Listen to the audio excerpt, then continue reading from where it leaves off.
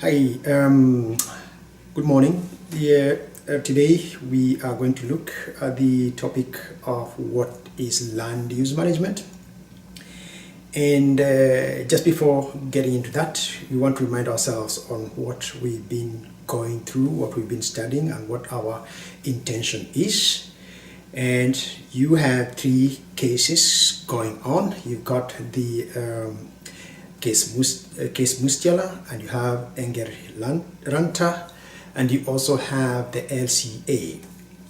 And in all cases, what you're trying to do is to understand the processes that people go through when they are planning on the use of resources. So this particular session assumes in the first place that you understand what land use is and land use management at a very basic level. And the idea is that when we are looking at management as a principle, the management as a principle basically tries to utilize or to make use of your resources in the best possible manner with probably the least input and the maximum maximum output. That's when you're looking at, say, business. But when it comes to land, there are many things that you need to consider in the first place. You need to consider the social elements, the ecological elements, the environmental elements, and also the economic.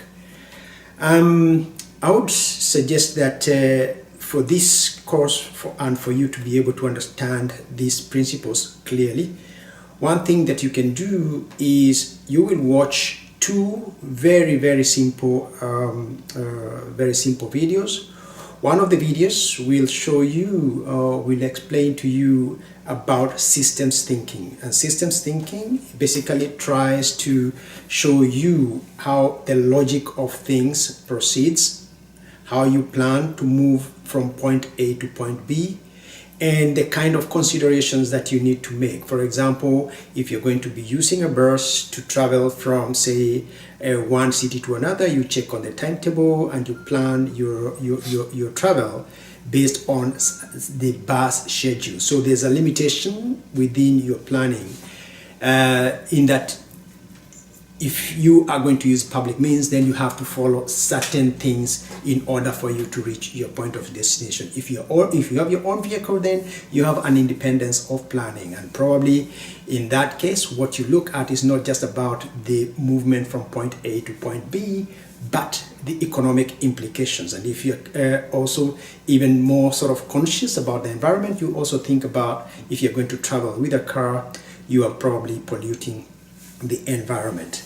So systems thinking basically is a way of analyzing your environment to understand not only what you aim to do as an action, but the possible other implications of your action.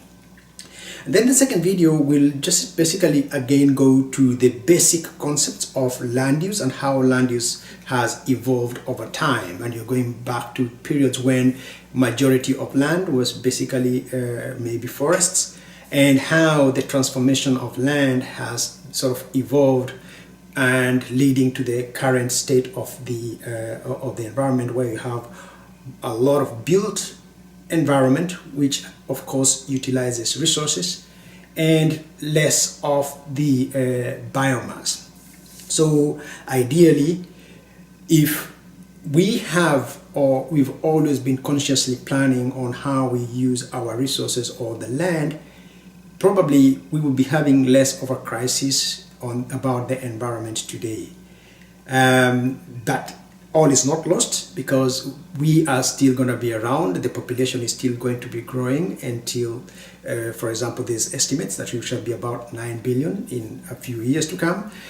And what this really puts on the floor is that there is an even urgent need to really put into perspective how we use and manage our resources, including land, which is the biggest resource that we have as humans. We don't have any other resource in this world besides land. Land is the source of everything that we do today.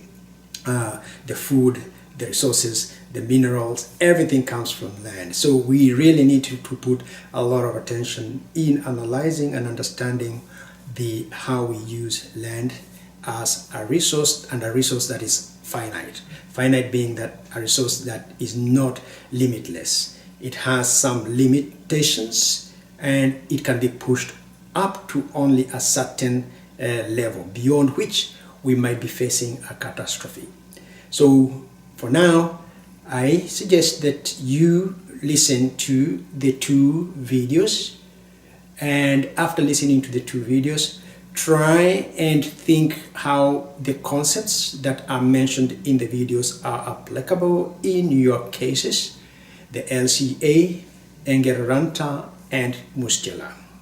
I hope this 30 minutes lesson will be of very good use to you. Thank you.